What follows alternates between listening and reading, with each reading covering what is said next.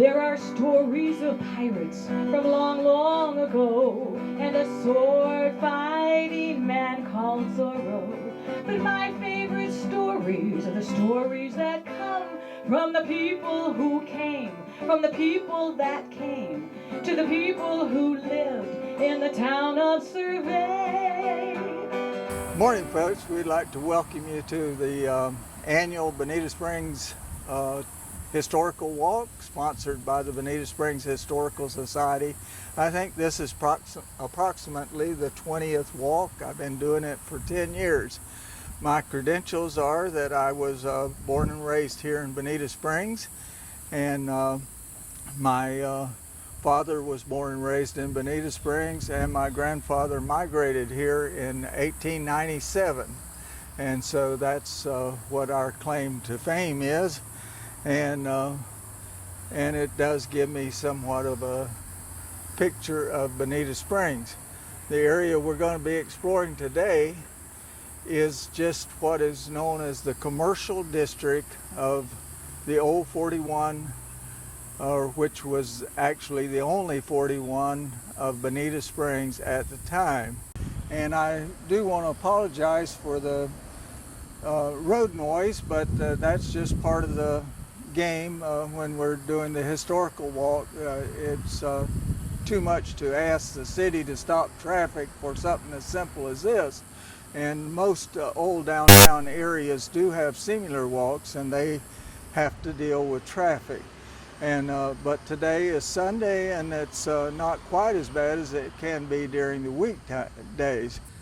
Okay, we're here on the other side of Old 41 from the feature I'd like you to look at now, and the feature I need you to look at is no longer here, but there is a landmark that you can refer to. It's called a Fishing Tackle Center over here, and that Fishing Tackle Center sits right where Lawhon's General Store sat. And Lawhon's General Store was the other store in town, and Mr. Lawhon built his store in the early 1930s, and it was the traditional New England style general store with a residence on the top of it. He and his wife lived over the store, and they were there probably in the store as much as they were in their home. They were there every time I was there, and together with their son Robert Jr., when he got old enough, and a few employees, they ran the Lawhon's General Store. My dad worked for them at one time. He worked for Benson at one time. He was a meat cutter. My dad did many things. He was also postmaster of Bonita Springs. I'll mention that in a minute, but he was a meat cutter for those two places. And Lawhon's was probably more of a hangout for us children when we were growing up than Benson's. We did hang around in front of Benson's a lot, maybe after the movies on Friday night, but mostly we were over at Lawhon's. Both places had gas pumps out front, but Lawhon's gas pumps were unusual in that he still had one of the old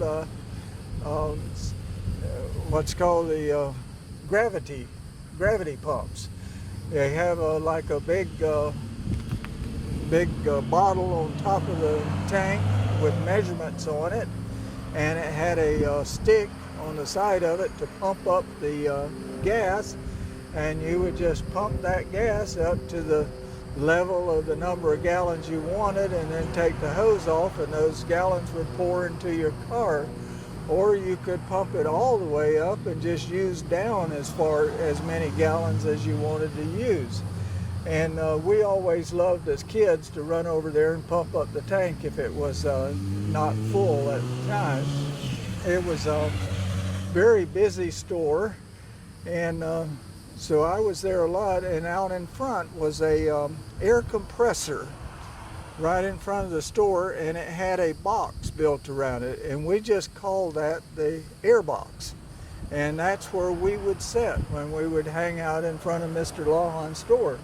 Mr. Lawhon's father-in-law, Mr. Whidden, would sit on the bench there, and he was a wood carver and a fiddler. He made turkey calls, was his specialty, out of various things. I won't go into detail, but practically everyone in Bonita had one of his turkey calls at one time or another. And it was just a very interesting place, and we enjoyed going there before school. When I was in high school, we caught the school bus here in front of Lawhorns, and we would get snacks before we got on the school bus. The next building I'd like to call your attention to is right across the street, and was right next door to the Lawhorns general store. In fact, there was just an alleyway separating them. And that building was built by Mr. Lawhorn also in 1947, but it's the building now known as a bicycle shop, and it says bicycle on the front of it, and it's kind of a yellow building. And that building, when I was growing up, and in fact from the time it was occupied, was the Bonita Springs post office. And the postmaster of the post office was my father, Glenn Liles. He was postmaster here for 30 years.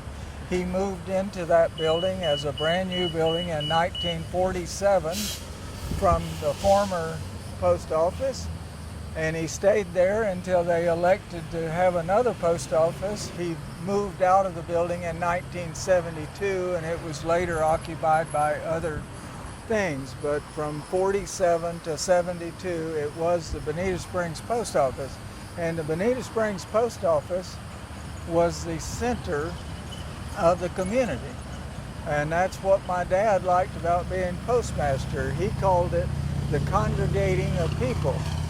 He said that every morning, especially in the winter when there was a lot of tourists here who got their mail general delivery, there would be a crowd of people at the post office waiting for the mail to be put up.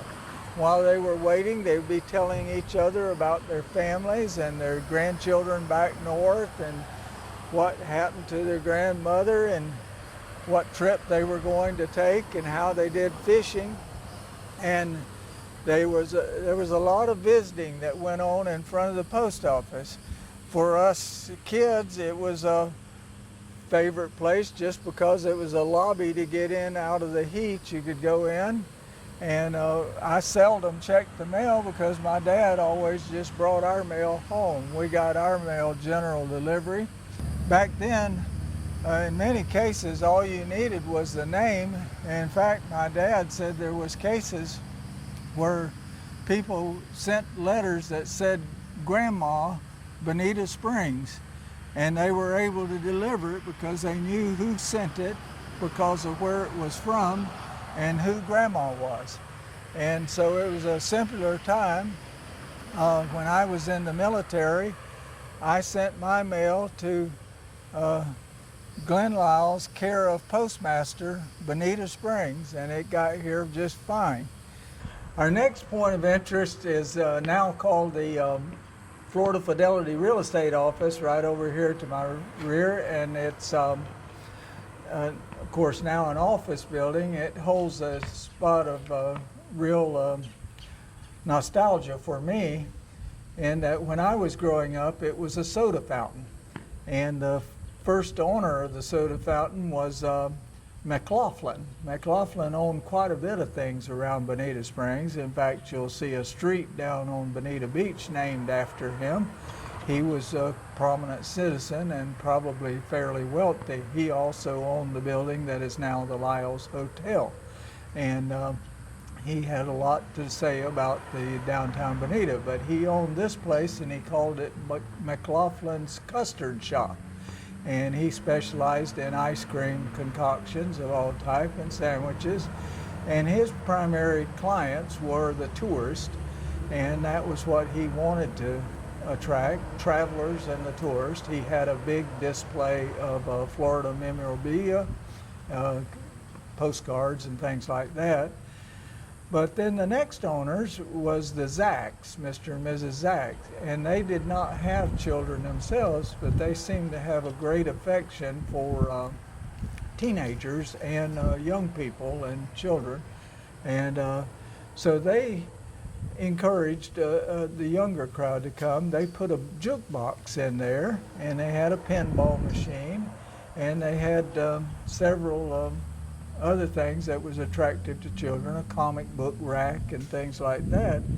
And they still sold the usual ice cream. He called it Zach's Soda Fountain, and that's the most prominent picture that we have of the place in the Historical Society was when Zach owned it.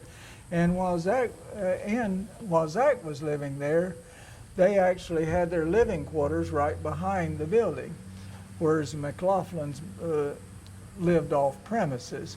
There was a little efficiency right at the end of the building, and Mr. Zach was also a pharmacist. I'm pretty sure it seemed like he dispensed prescription drugs. And sometime during his ownership, he decided to build a little small 3-room motel behind the soda shop. And that is now what is a medical building occupied by Dr. Domingo Feliciano. And we've had several doctors here in the community. He's a very good family hometown doctor. But it's been primarily a doctor's office ever since the Zacks gave it up as a soda fountain and it became a real estate office.